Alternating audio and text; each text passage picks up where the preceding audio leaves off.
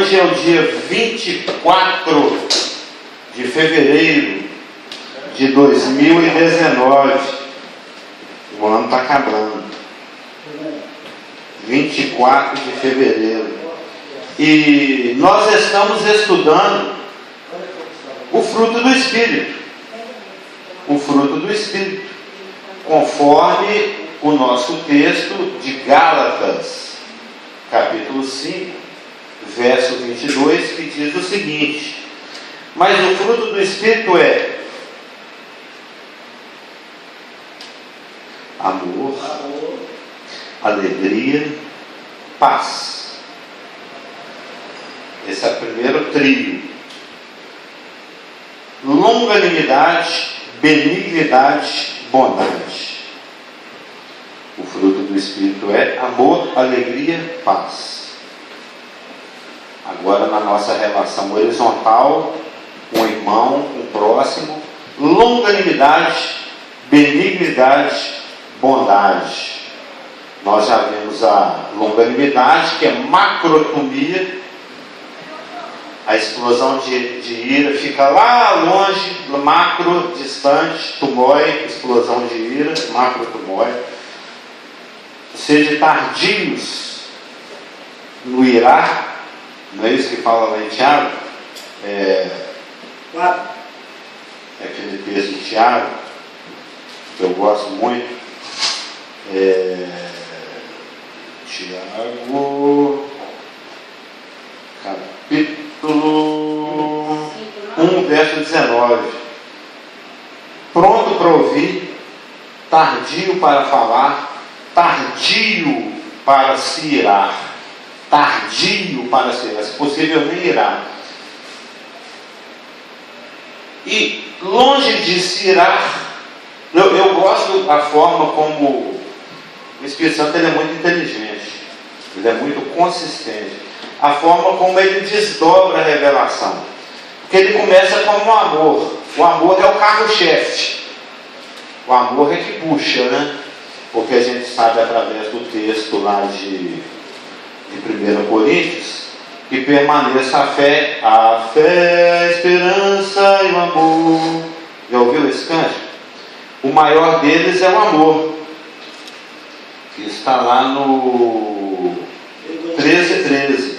Agora, pois permanece a fé, a esperança e o amor, porém o maior é o amor. Então o amor, sendo o maior, ele é o carro-chefe, ele é o que puxa. Deus é amor. Depois vem a alegria e a paz, que são coisas que Deus nos ministra diretamente, independentemente da circunstância. O nascido de novo, cheio do Espírito, andando no Espírito, ele vai ter alegria e vai ter paz e amor para todo mundo. Aí vem a relação horizontal. A longanimidade é a paciência, é lidar com o outro sem explodir, sem se irar. E na sequência vem a benignidade e a bondade. Porque benignidade nós vamos ver que é a gentileza, a manifestação da bondade em atos gentis, e a bondade que é um caráter de Deus reproduzido em nós, o caráter de Cristo, de Deus. Então, longe de ser impaciente, a gente é gentil. Nós vamos ver essas duas palavras. Hoje é provável que a gente só veja uma. Eu tenho 7 páginas lotadas aqui só sobre benignidade. Eu nem preparei bondade, porque acho que não dá nem tempo para hoje. Benignidade é Krestotes. Vai guardando aí, viu, Isaac? Krestotes. E bondade é Agathosune. Krestotes e Agathosune. Krestotes e Agathosune. Krestotes e Agathosune. Krestotes é benignidade, Agathosune é bondade. Nós vamos até perceber que a palavra Krestotes, que é benignidade, ela é inconsistentemente traduzida nas Escrituras. Muitos lugares nas Escrituras, onde deveria ter escrito benignidade, coloca bondade. Então nós não deveríamos falar Deus é bom o tempo todo, a gente deveria falar Deus é benigno o tempo todo. Nós vamos ver isso. A benevolência faz parte também. Sim. Dessa palavra que você colocou aí no último recado. Qual foi? Esse é o grego. É Krestos e agatossune. Agatossune é a bondade. Vai para a benevolência, que é generosidade, bondade. Nós vamos ver isso tudo em detalhe. Porque parece que é a mesma coisa, parece, né? Benignidade e bondade.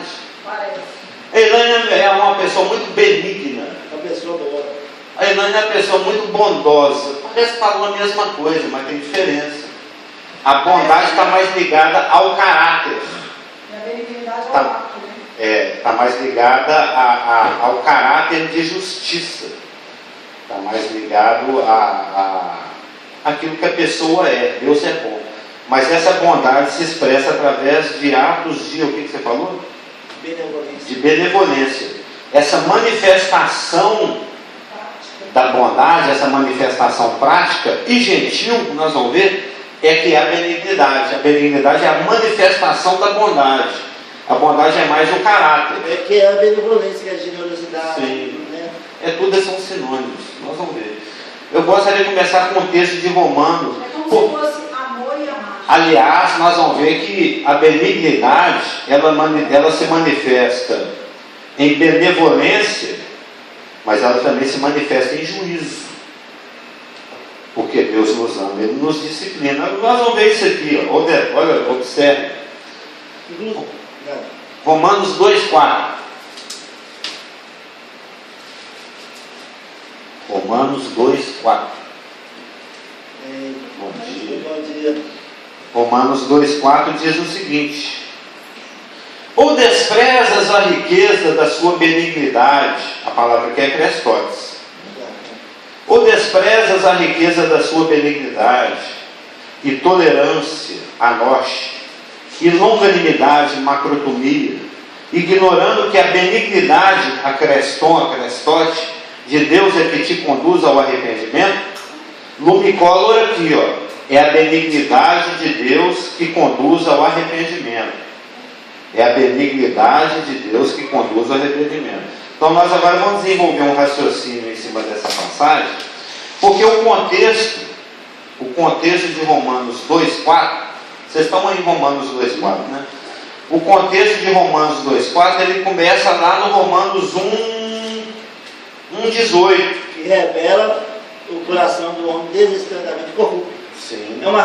De acordo com o Ivan, esse texto que você acabou de citar é a radiografia do coração humano. Exatamente.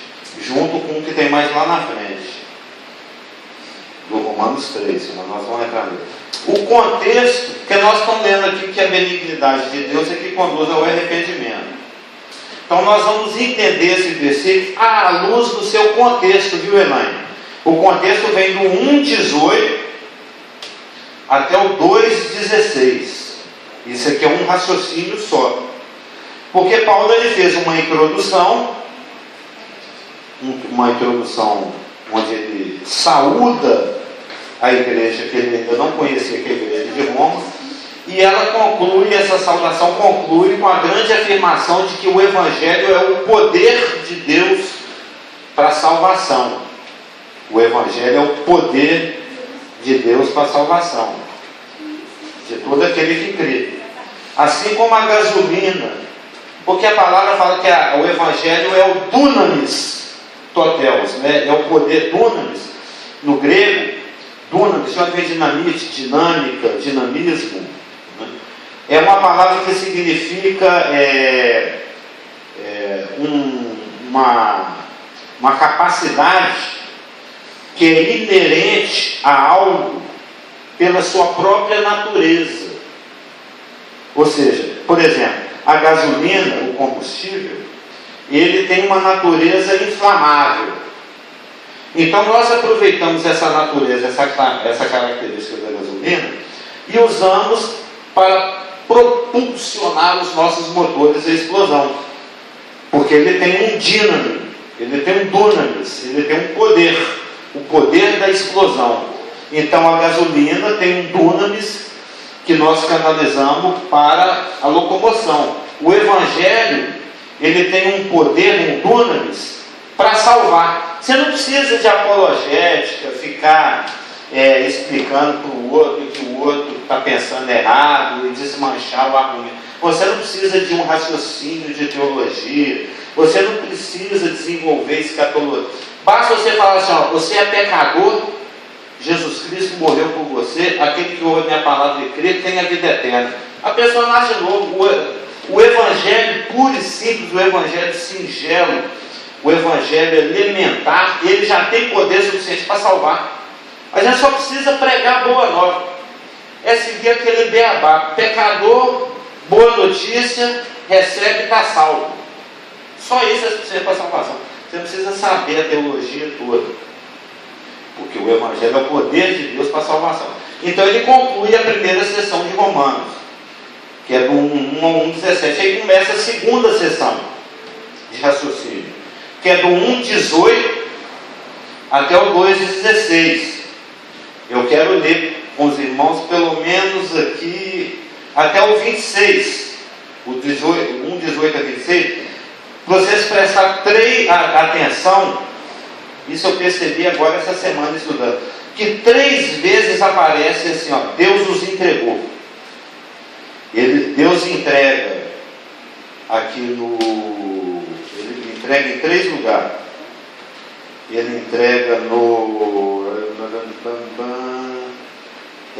24, no 26 e no 28. No 24. Deus os entregou. No 26. Os entregou Deus. E depois no 28. Deus os entregou. Presta atenção nesses 3, Deus os entregou. Aliás, eu quero ler até o 32. Vamos ler. Romanos 1, 18 a 32. O contexto do 2,4, que é benignidade de Deus, aqui conduz o arrependimento, vem do 1,18 e vai até o 2,16. Mas nós vamos ler do 1,18 até o 1,32, já está suficiente. A ira de Deus se revela do céu contra toda impiedade e perversão dos homens que detêm a verdade pela injustiça. Porquanto o que de Deus se pode conhecer é manifesto entre eles, porque Deus lhes manifestou. Porque os atributos invisíveis de Deus, assim o seu eterno poder, como também a sua própria divindade, claramente se reconhecem desde o princípio do mundo, sendo percebido por meio das coisas que foram criadas. Tais homens são, por isso, indesculpáveis. Porquanto, tendo conhecimento de Deus por meio das coisas criadas, não o glorificaram como Deus, nem lhe deram graças.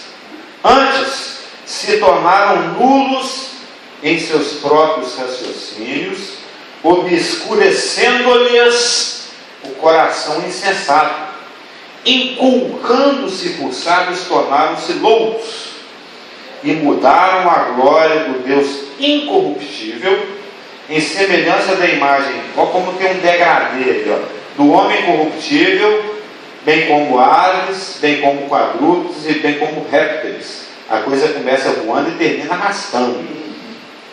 Por isso, ao primeiro Deus os entregou. Tem 3 deuses entregou. E são 3 estágios de benignidade se manifestando em juízo.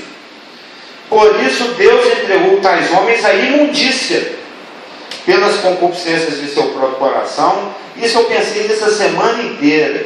Você olha ao seu redor, você vê isso o tempo inteiro, e você percebe que Satanás convida até um crente para isso, para desonrarem o seu corpo entre si.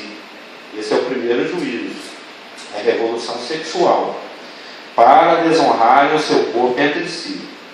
Pois eles mudaram a verdade de Deus em mentira, adorando e servindo a criatura em lugar do Criador, o qual é Deus bendito, o qual é bendito eternamente. Amém. Por isso, de novo, o segundo Deus, a coisa vai piorar.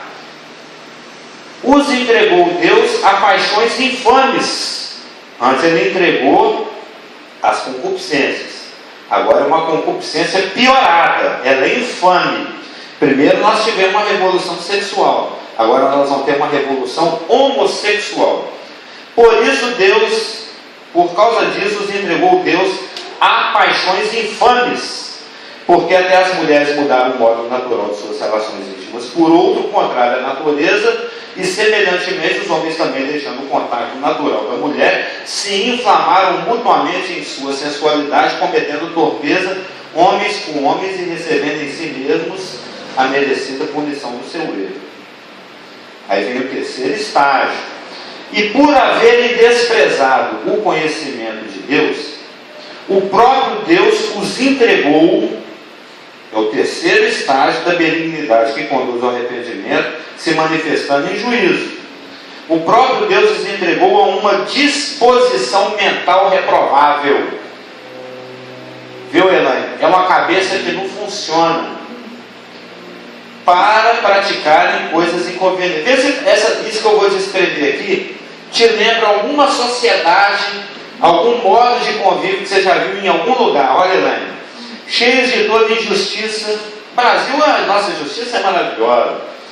Malícia, avareza, maldade, possuídos de inveja, homicídio, contenda, dor, malignidade, sendo difamadores, caluniadores, aborrecidos de Deus, insolentes, soberbos, presunçosos, inventores de males, desobedientes aos pais, insensatos, pérfidos, sem afeição natural e sem misericórdia. Agora o versículo aí que é propaganda do BBB. Viu, Elaine? BBB 19 aí, ó.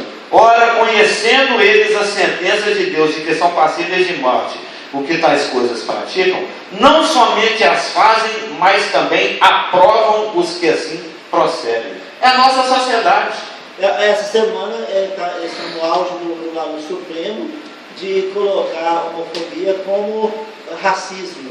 E qualquer coisa, se você vai na cadeia. Se você ler um texto desse na igreja, se tiver um homossexual passando, ele vai chamar a polícia e te mandar prender. Mas nós vamos ver aqui, ó. Eles não só aprovam, mas também praticam. Mas você vai ver que a coisa mais ampla, nós estamos falando da sociedade como um todo. No 2:1. Nós temos 3 entregou ali. Observou, né? No 24, Deus entregou a imundícia. No 26, ele entregou a uma paixão infame. E no 28, ele entregou para uma mente, uma disposição mental reprovável. Deixa eu explanar um pouquinho sobre isso. Eu estou desenvolvendo esse raciocínio ainda. Eu acabei até de ver coisas aqui que eu não vi durante a semana que depois tem que anotar. Ó, Deus se manifesta nas coisas criadas. Ele falou aqui, você vai ter um poder como a sua glória, claramente se percebe por meio das coisas criadas. Quando a gente vê algo que Deus criou, o homem ele tem que reagir da seguinte maneira: esse treco não apareceu ali sozinho. Então alguém poderoso criou. E se alguém tem tanto poder para ter criado isso, esse alguém é Deus. Cadê Deus? Vou buscar Deus. Cadê Deus? Entendeu? É isso que a natureza deveria fazer com os homens. Isso também foi dito lá em Atos 14, 17. Ó. Um livro antes aí, ó. Atos 14, 17. O que eu estou dizendo é que Deus se manifesta nas coisas criadas.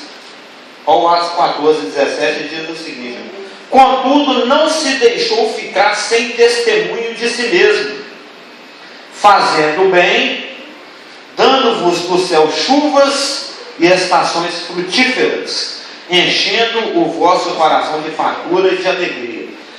Essa tal é a chamada graça logística, como dizia o pastor Marco, que eu chamo de graça maior.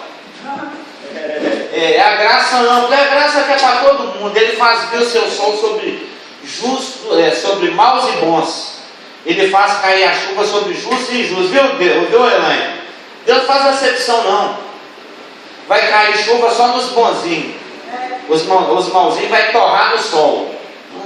Deus é benigno para com todos. E essas coisas, quando as pessoas... Essa semana aconteceu algo assim, que eu falei, nossa, mas ainda bem que tem sol para todo mundo. Eu não sei o que era, porque já estava literalmente o sol. Você sabe o que eu acho legal nesse texto de Mateus? É que ele fala assim, ele faz vir o seu sol. Esse seu aí que é legal. Porque o sol era considerado divindade. Todos os povos na antiguidade sabem disso, né? Todos os povos. O Deus maior era o Deus Sol. Mas o Sol para Deus é só um objeto de favor, é o seu Sol.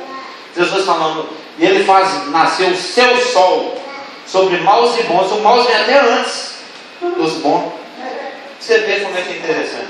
Mas ó, ele não se deixou ficar sem testemunho, dando chuvas e estações frutíferas. Quando o incrédulo, ó, viu, Elaine, morde assim um abacate, uma maçã, ele está se beneficiando da benignidade divina. Então Deus se manifesta nas coisas criadas. E essa revelação é suficiente para gerar temor e despertar a busca e o desejo por ele. Pega o microfone para ele, Elaine. Ele quer perguntar, ele quer comentar. Viu? Ao ver essas coisas criadas, é para o homem se encher de temor e buscar a Deus. Mas já sabe que ninguém busca. Pelo contrário, nega. Sim. Não é minha pergunta, mas comentário também. Ligou? Obrigado. Alô. Que esse versículo aí também tem um problema que às vezes gera nas pessoas o entendimento que Deus é tão benigno que no final vai salvar todo mundo. Então o perdido como o salvo. Mas já sabe que essa não é a verdade. Lá Apocalipse 20 fala de um tal de trono branco. E a gente sabe que vai ser jogado no lago de fogo. Apocalipse 16 fala que é a fumaça do seu tormento só pelos séculos do século. Então isso é assim, é para ler. Eu vou enxergar na Bíblia só o que eu quero. Vou filtrar. É interessante isso que o Isaac falou, porque as pessoas do mundo falam assim, não, você é doido, Deus é bonzinho. Não fala lá que o sol não é para todos, Deus é bom. Mas a graça individual, ela tem que ser apropriada individualmente, a gente sabe disso. Então Deus se manifesta nas coisas criadas. Essa revelação é suficiente para gerar temor e despertar a busca e o desejo por ele. Mas isso não acontece. Acontece o contrário. Acontece a impiedade. Ele está lá. A ira de Deus se manifesta contra toda impiedade. Acontece a perversão. Está lá no versículo 18. Acontece a distorção da verdade. O homem detém a verdade pela injustiça.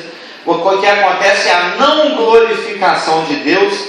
E por fim, o que acontece é a idolatria. Nós lemos aqui no texto: mudar a glória do Deus invisível em semelhança de coisas visíveis. O homem, aquele degradê que a gente leu aqui, né? O homem, a ave, o quadrúpede e o réptil. Ou seja, ao invés do homem temer, reconhecer, temer e buscar a Deus, ele se afunda na impiedade, na perversão, distorce a verdade, não glorifica Deus e afunda na idolatria. Deus tem que responder isso, viu, Elaine? Ele não pode deixar de qualquer jeito. Ele se revela e o homem reage com impiedade e perversão. Qual que é a resposta de Deus para essa rejeição? É o Salmo 25, 7. É o Salmo 25, 7. Que diz o seguinte, é a benignidade agora, ela vai se manifestar em juízo. Porque a mamãe Elaine tem que disciplinar o filhinho. Senão o filhinho fica avacalhado. Porque a estultícia está ligada ao coração da criança. Sim. Mas a vara da disciplina, aquela escrita Isaac pendurada na parede, afasta. E a gente observa que afastou. Porque ele é um menininho até ajuizado, não é? Pode-se dizer que ele é um menino bem criado. É um menino bem criado. O povo antigamente deu gente. A gente não via ele de boné e chinelo descendo onde fazendo assim para a câmera. Aí é nós, aí, ó, vem para perto. A gente vê cada coisa, a gente vê menino de 15 anos tomando tiro na cabeça, com a bicicleta e tudo. É muita benignidade de Deus. O Senhor é benigno o tempo todo. Amém. Aquela expressão de antigamente, deu gente. O filho dela deu gente. Deu gente. Olha aqui o que está no 25, 7. Ó. Não te lembres dos meus pecados. 25 ou 7? Não, 25, 7. Salmo 2, 5, verso 7. E o 8 também. Não te lembres dos meus pecados da mocidade, nem das minhas transgressões. Não se lembre de mim em juízo, né? Em justiça. Mas lembra-te de mim segundo a tua misericórdia, por causa da tua benignidade. A palavra que na Septuaginta é Crestotes. Da tua benignidade, ó Senhor. Bom e reto é o Senhor, ou benigno e reto é o Senhor. Por isso aponta o caminho aos pecadores. Aí, porque o Senhor é benigno e reto, viu, Elaine? Ele vai apontar o caminho aos pecadores. Como? Manifestando juízo. Um juízo que tem função da graça. Então a resposta de Deus a esta rejeição é a sua benignidade em ação. Aquilo que deveria ser duro e austero, que é a ira e a justiça, ele, através da benignidade, tolera o pecado. Viu, Elaine? Lá em Atos 17:30 fala que Deus não levou em conta os tempos de ignorância. Lá em Atos 14:16 fala que nas gerações passadas Deus permitiu que todos os povos andassem nos seus próprios caminhos. Em Romanos 9:22 que diz que Deus, querendo mostrar a sua ira, suportou com muita macrotomia os vasos de ira. Então em Deus, a benignidade de Deus faz com que, ao invés de ele manifestar a sua dura e austera justiça na forma de ira, ele tolera, ele suporta, ele não leva em conta. Aí o que o homem faz? Eclesiastes 8:11. Visto como não se executa logo a sentença sobre a obra má, o coração dos filhos dos homens está inteiramente disposto a praticar o mal. Deus responde com benignidade, bondosa. O homem, Deus não existe, Deus não está vendo. Ou como diz ele, mas Deus no final vai salvar todo mundo. Como comentou o herói. Ainda bem que você amou, né? Entendeu? O homem abusa. Viu, Elaine? Menino, você já viu? Eu já vi criança fazendo assim. Você já deve ter visto também. Jeremias não mexe no telefone da mamãe. Ele faz assim, aqui, ó. Ele chega a mãozinha perto. Aí ele chega a mãozinha mais perto e olha para você. Você não faz nada. Aí ele pega. Não fez nada, já. Pá! Quebra o negócio. Ou seja, pá! Deus, por causa da sua benignidade, ignora, não leva em conta, deixa para lá, vai dando oportunidade, porque é a benignidade de Deus que conduz ao arrependimento, viu, irmão? Deus, ao invés de manifestar imediatamente a sua dura e austera justiça na forma de ira, ele, através da benignidade, ele não leva em conta, ele permite e ele suporta. Aí o homem vai e abusa. O homem vai e abusa. Porque a forma como a benignidade atua é permitindo que o homem experimente e conviva com as consequências da sua própria pecaminosidade. O Manassés é um exemplo da benignidade. Ele aprontou, queimou os filhos lá no Vale de Hermon, praticou tudo quanto é forma de bruxaria, ensinou o pessoal, montou um IBPM, um Instituto Bíblico Palavra da Maldade. Ele criou um instituto lá para ensinar como ser. Ontem eu vi uma reportagem de um médico que filmou e divulgava lá na internet. Ele era ginecologista, ele filmou os exames ginecológicos de mulheres, crianças e adolescentes e divulgava isso na internet, e ainda divulgava um tutorial de como seduzir menores, como ser pedófilo. Vocês não viram essa notícia? O homem ainda divulga. Ele era um Manassés. Ele montou um instituto para ensinar maldade. Mas ele topava as meninas de 12 anos, fazer sexo com elas não lembram de nada, então aí Filmava e depois ainda divulgava um tutorial, como praticar pedofilia. as mulheres que lembram. 74 mulheres ele... Acusar uma pessoa real Eles acharam 74 vídeos dele na internet, 42 é de mulheres e 32 é de menores. O cara é doido, o cara é médico, jogar uma profissão dessa fora. Não, eles não falaram essa coisa de bolsa, não. Não pode ir, É um Manassés, o Manassés. pode expor elas é que tem. Depois explico o detalhe. Você vê que existe gente que divulga e patrocina e ensina o mal. Era o caso de Manassés. Aí Deus permitiu que ele convivesse e experimentasse as consequências da sua própria pecaminosidade. Aí quando o bicho pegou para o lado dele, ele, ô Senhor, me ajuda aí. Ele já estava sendo levado cativo pelos inimigos dele. Ele se arrependeu e Deus devolveu ele o cargo dele. Ele mudou. Aí ele metanoiou.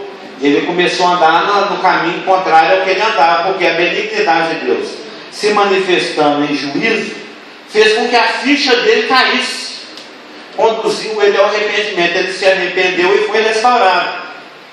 Então a forma como a benignidade atua é permitindo que o homem experimente e conviva com as consequências da sua própria pecaminosidade, para que ele caia em si e se arrependa.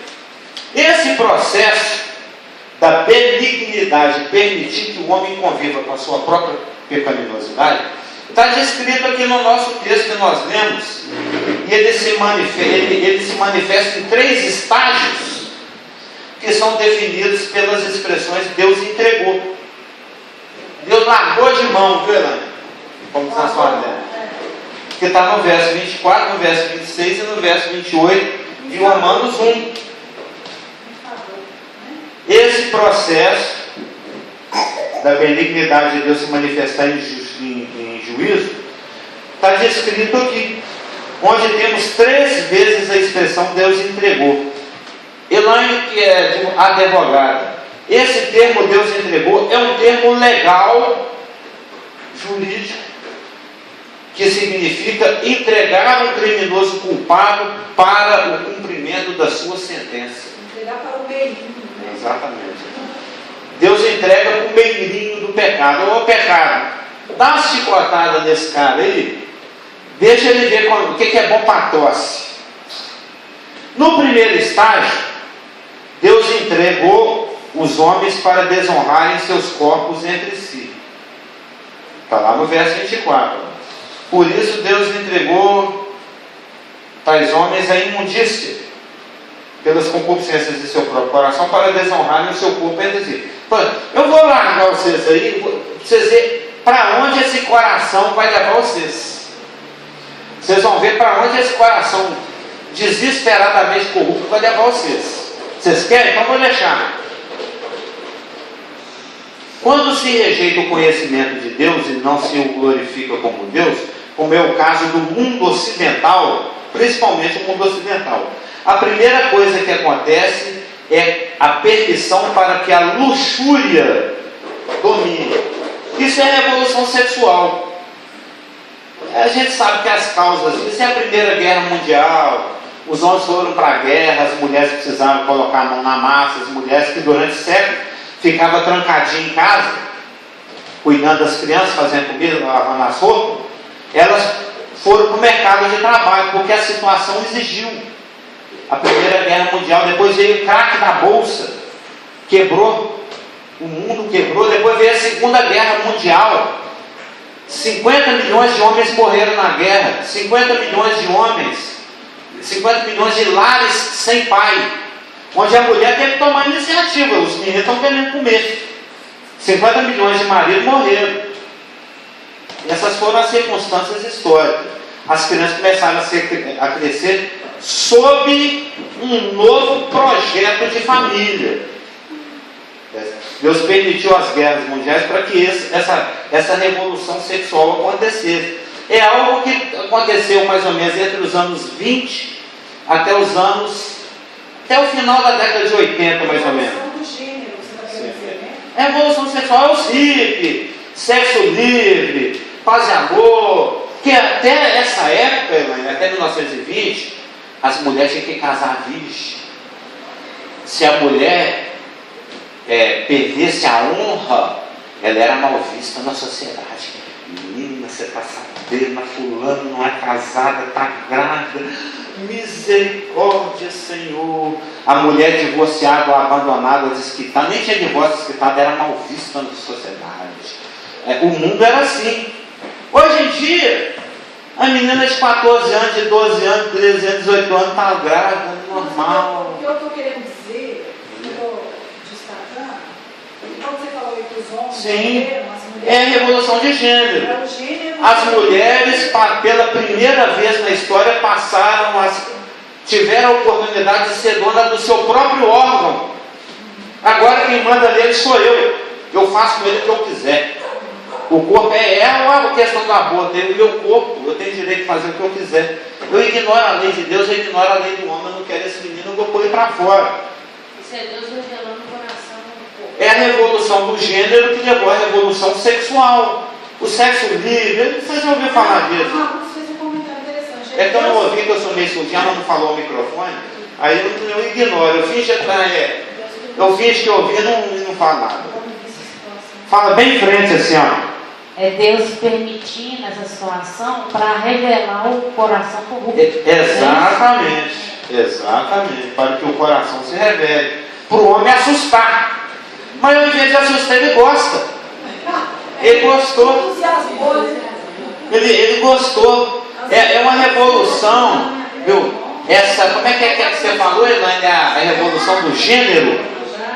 É uma revolução do gênero que levou a uma revolução sexual, que explodiu aí entre os anos 20 e os anos 80, mais ou menos. É dos últimos 100 anos para cá que nós estamos caminhando. Nós estamos na reta final, você sabe, né? A igreja já correu 42 quilômetros, só falta meio. Nós já estamos vendo a linha de chegada, nós estamos chegando lá. Eu diria 10 anos, 1 mês e 14 dias, 16 dias. 10 anos, 1 mês e 16 dias.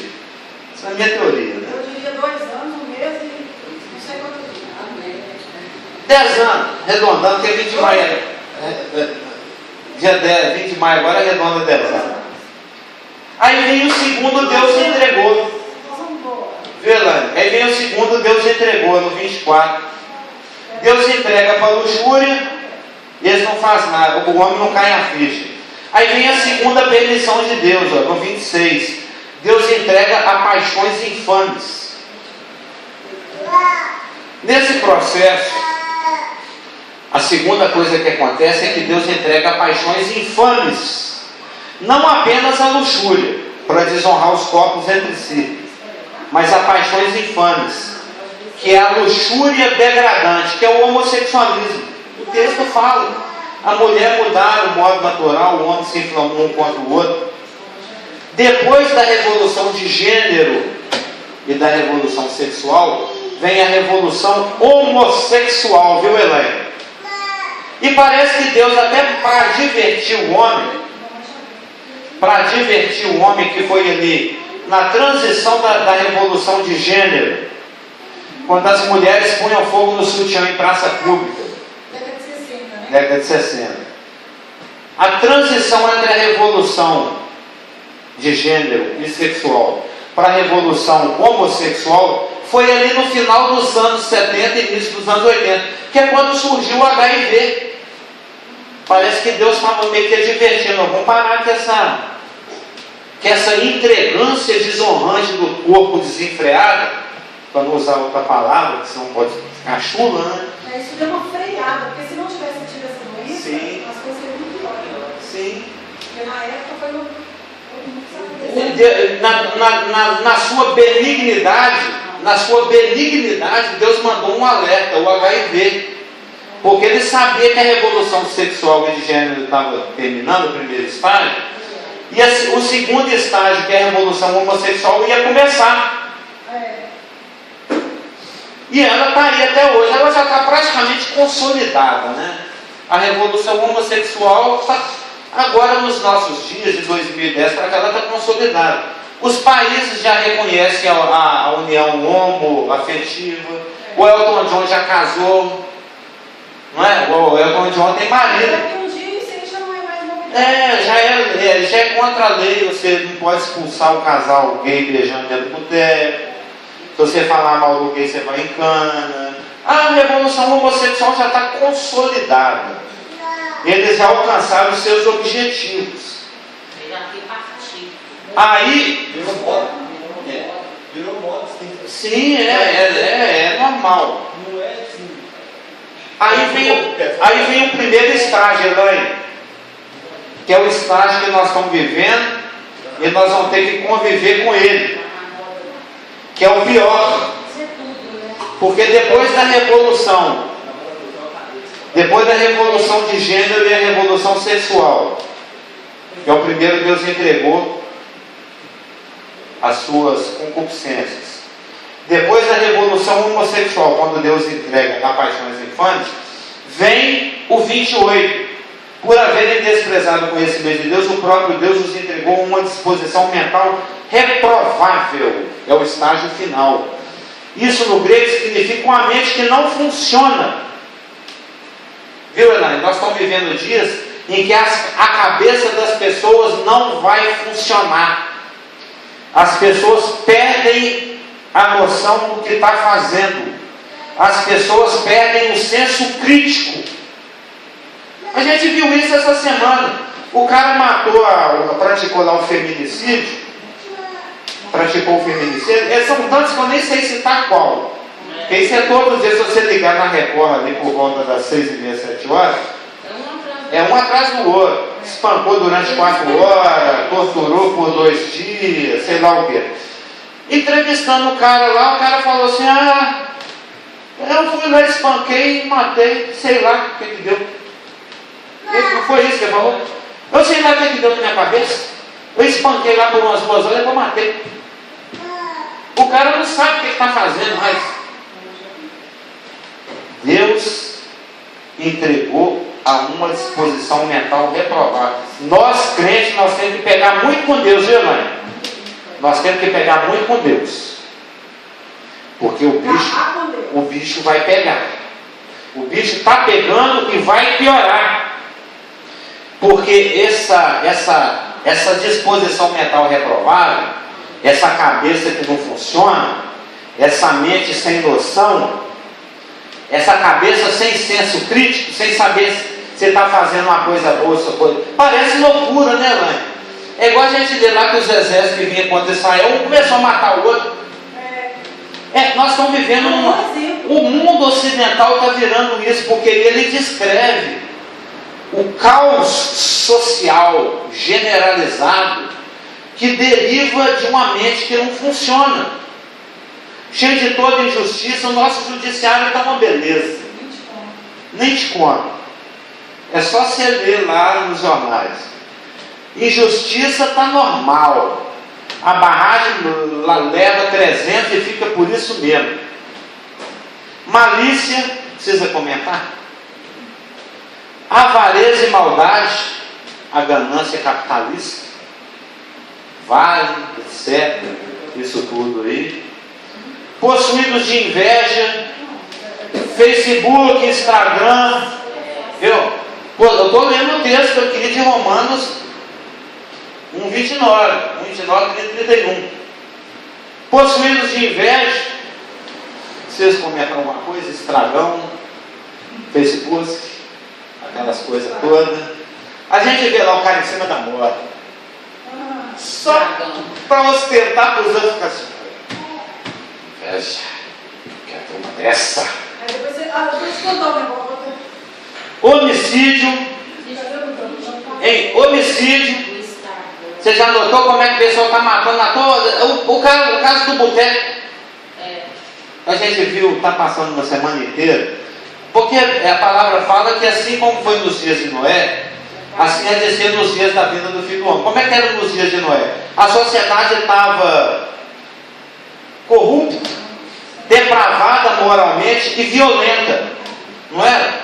A sociedade pré-diluviana era depravada moralmente e violenta. É a nossa sociedade. O Lameque ainda fez um rap. O cara pisou no meu pé, eu fui lá e matei. Matou? Quem matou Caim 7 vezes, Lameque 70 vezes 7. Falei. Ele ainda fez um rap. O Lameque, ostentando. Eu fui violento mesmo. Eu matei o cara só porque o cara pisou no meu mindinho. Eu fui lá e matei o cara. No trânsito acontece, só que me fechou. E o cara ainda ostentou a violência dele. Isso aconteceu essa semana. Mostra lá, o cara esbarra no outro, esbarra de novo, o outro vai lá, busca em revólver, mata pai e filho. Mata de graça assim. Ó. Você está querendo pegar o microfone e falar alguma coisa? Não, pode deixar. Eu só ia fazer um comentário, já passou. Contenda, é só assistir BBB. Quem assiste uma Não é? A gente vê a propaganda sem querer, né? Vê quem é uma. Aborrecidos de Deus. Aborrecidos de Deus. Aborrecido de Deus é interessante, porque no grego é interessante que o aborrecido de Deus significa jogar a culpa de Deus de qualquer coisa errada que aconteça. Aconteceu uma coisa errada, onde é que está Deus? Que Deus é esse que permite um trem desse? É isso que quer dizer no grego. Insolentes, difamadores, já ouviu falar de um trem chamado fake news? A Globo fez uma semana. Difamação. Caluniadores, mídias sociais, etc. Presunçosos, soberbos, insolentes. Não vou ficar explicando todo mundo. Inventores demais, só entrar na web. Lá nos negócios pornô, você vai ver muita coisa horrorosa. A pessoa inventa cada um que você nem imagina. Desobediente aos pais, aliás, foi normal. Na nossa época, né, seu Josemar, o pai falava, o filho tremia assim e fazia. Agora, qual é que é, velho? Tá me tirando? Caramba! Tá. Pai! Autoridade paterna? Não existe isso mais não, filho. Já era, acabou. Não tem esse trem de autoridade paterna. Eu estou lendo aqui Romanos 1, 29, 30 e 31. Porque a benignidade de Deus se manifesta em juízo em 3 estágios: a revolução sexual, a revolução homossexual e, por fim, o caos social. Uma mente que não funciona. O cara perde a noção, ele não sabe o que ele está fazendo mais. Perde sem afeição natural é o feminicídio. Vai lá e mata a mulher por qualquer motivo, sem misericórdia. A gente vê os caras matando na rua assim, à toa. Sem misericórdia. Termina com sem misericórdia. Eu vi me mandaram acho que foi o Mário que me mandou. O rapaz foi lá, perdeu o celular, a mulher não quis entregar o celular, saiu correndo. No que ela saiu correndo, ela tropeçou. O bandido foi lá e a garrucha agarrou e ficou tentando. Ele ia dar trechinho na mulher e ele já começou a correr, achou que deu tiro, ele viu que não deu tiro, ele está tentando fazer a garrucha funcionar para matar a menina de qualquer jeito, sabe porque ele entregou o celular. O outro colega dele falou: larga isso para laço, e tirou ele, a menina salvou. Mas é assim, mata de graça. Falaram, um cara falou lá com o outro, com meu filho, dá um tiro na cabeça desse cara, isso. Meu filho escapou, tomou um tiro na cabeça, tem aí 1 mês, 2 meses. Na semana passada, um taxista, sem perceber, acabou. Sem misericórdia. Fechou um cara, ele pediu perdão e tudo, foi embora. O cara perseguiu ele, ele parou, foi lá e tirou o cara. Sem misericórdia, está escrito aqui, ó. 1:31, no finalzinho, ó, sem misericórdia. E a sociedade tem conhecimento dessas coisas, mas promove, divulga e aprova publicamente. Não somente as fazem, mas as provam os que assim procedem. Esse tipo de sociedade nos parece familiar, Eloy? O resultado é que estamos vivendo esses dias uma situação em que todos os tipos de lixo se soltam na sociedade. Como deu o nosso tempo, e o Jeremias está ficando inquieto ali, na semana que vem a gente prossegue esse assunto, sabendo que está aí o crente. Nós não temos nada a ver com isso, mas é o justo pelos injustos. Tinham justos lá em Jerusalém na época da geração de Jeremias, mas eles tiveram que conviver com Nabucodonosor e com o juízo. Nós vamos saber como é que a gente faz. Semana que vem nós vamos responder a pergunta, viu, Elaine? Como nós cristãos, discípulos do Senhor e santos, podemos escapar dessa poluição e conviver com essa situação? Pastor Geraldo pode orar por nós?